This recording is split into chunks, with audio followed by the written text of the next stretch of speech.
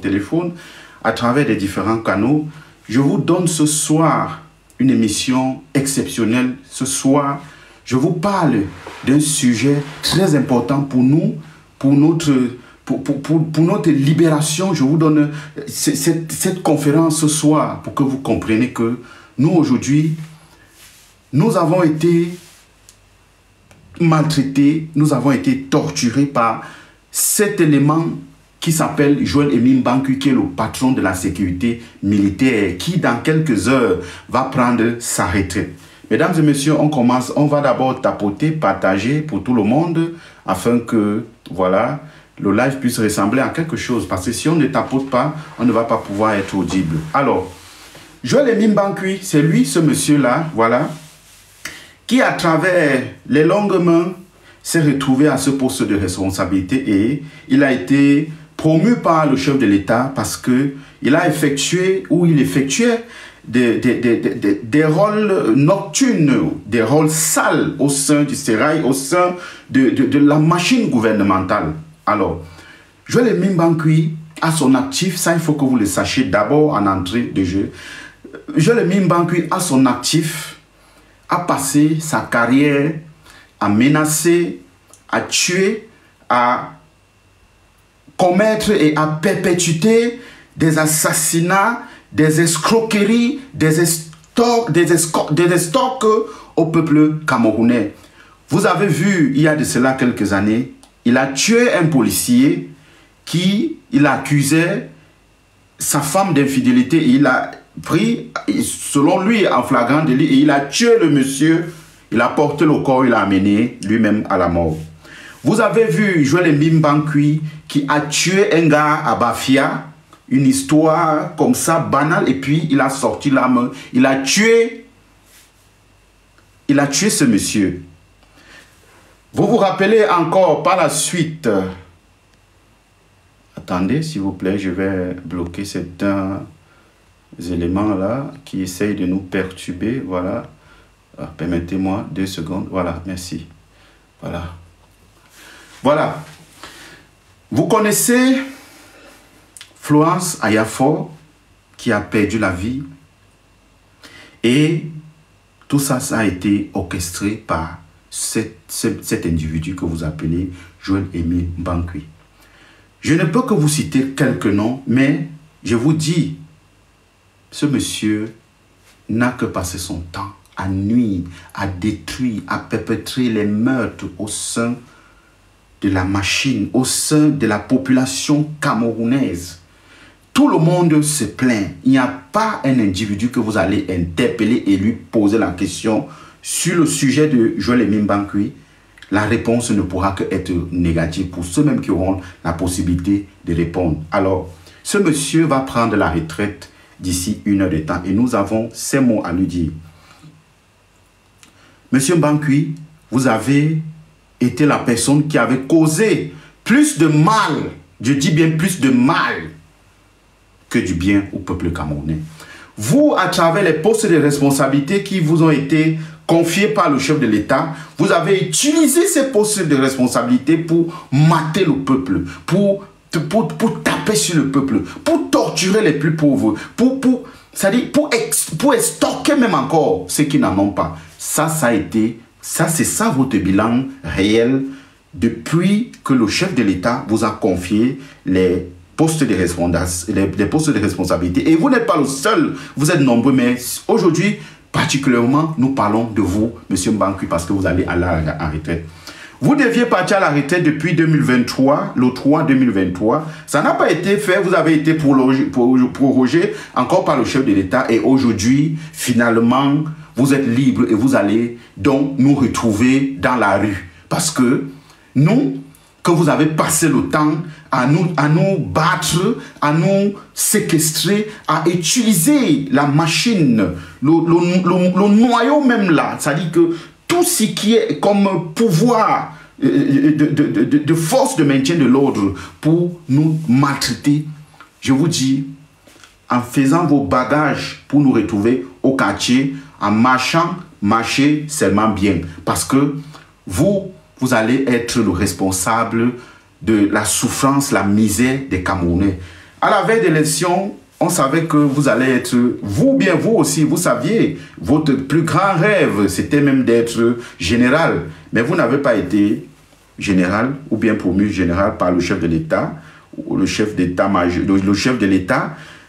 Pour des raisons que je ne connais pas, ça ne me conseille. C'est même bon comme cela n'est pas arrivé. Parce que vous qui avez passé le temps à nous détruire, vous qui avez passé le temps à semer la terreur, vous qui avez passé le temps à utiliser les armes, les munitions. Si ce n'est pas pour faire pression sur le peuple, sur le contribuable, si ce n'est pas pour faire pression sur les plus faibles et les plus démunis, c'est pour maltraiter ceux qui n'ont pas la force. Alors, vous qui êtes censé être la personne qui devient mettre l'ordre dans l'étendue des territoires nationaux, mais vous avez plutôt utilisé votre titre pour faire les business.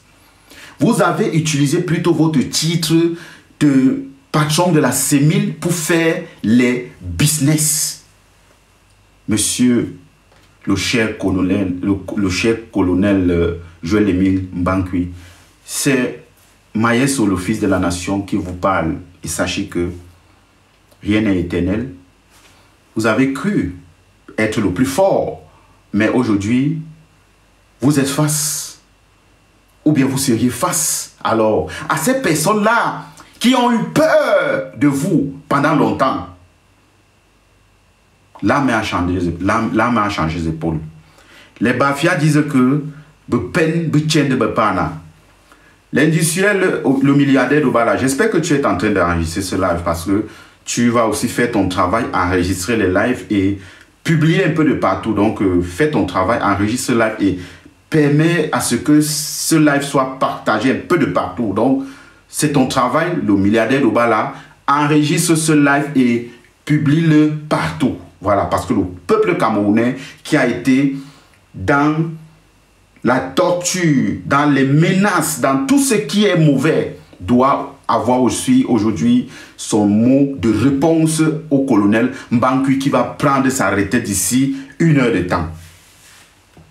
Voilà ce monsieur qui est impliqué dans cette guerre civile qui a perpétré des assassinats, des morts, des innocents qui ont perdu la ville dans les zones du nord et du sud-ouest du Cameroun, pour ne même pas parler dans ce conflit appelé Boko Haram et Ambazonia. Lui qui a passé son temps plus tôt. Au lieu d'accompagner la sécurité et la surveillance des territoires et d'assurer le bien-être des populations face aux dangers, il a plutôt pris son poste pour utiliser les Camerounais. Il y a de cela quelques mois, il y a de cela 1 mois, on a retrouvé dans son terrain à Kribi, où il est en train d'envisager faire une carrière, une station-service. On a retrouvé là-bas des cadavres, des squelettes, des corps des Camerounais sur son terrain. Et j'avais pris la parole pour vous expliquer que ce monsieur est impliqué dans beaucoup de business. Il y a le business de la cocaïne, de la drogue qui transite par le Nigeria, du Nigeria pour le Cameroun. C'est un business qui appartient à Mbankui et il a impliqué les bensikineurs à l'intérieur qui devaient distribuer la cam sur l'étendue du territoire, que ce soit à Yaoundé, à Douala, à Bafoussam, à Tombel. C'est un cartel. Il a créé un cartel, comme vous connaissez aux États-Unis et au Mexique et en Colombie. Voilà. Voilà, ça a été organisé de cette façon. En utilisant les bensikineurs pour dispatcher, vous connaissez comment le cartel, il faut les petites mains pour pouvoir distribuer la cam et que ça puisse passer et faire les... voilà, et il y a certains qui sont censés faire le recouvrement et amener l'argent à bon port. Alors, ces bensikineurs que vous avez vus là, qui, je salue leur mémoire, voilà, qui ont perdu la vie, leur rôle était de distribuer la cam et lorsque n'étiez pas atteint les objectifs, vous saviez le sort qui était réservé à ces bensikineurs qui n'avaient pas aussi le choix parce que À un moment donné, ils ont été contrariés ou obligés à devoir faire ce business pour pouvoir survivre. Parce que là, il s'agissait de vie ou de mort, étant donné qu'ils faisaient partie de ce business qui est un business florissant au Cameroun.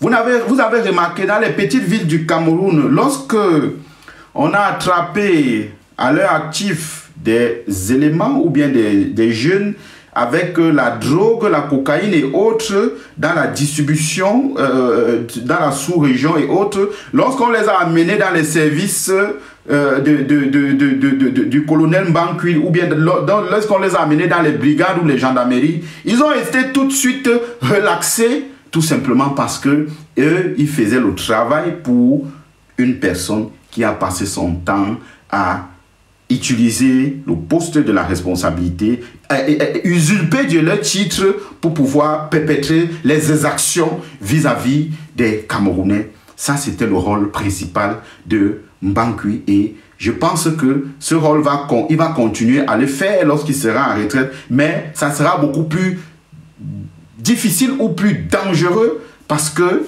il n'aura plus la force, il n'aura plus les moyens qui vont avec, il n'aura plus la logistique qui va avec, il n'aura plus, je dirais même les capitaux, ou bien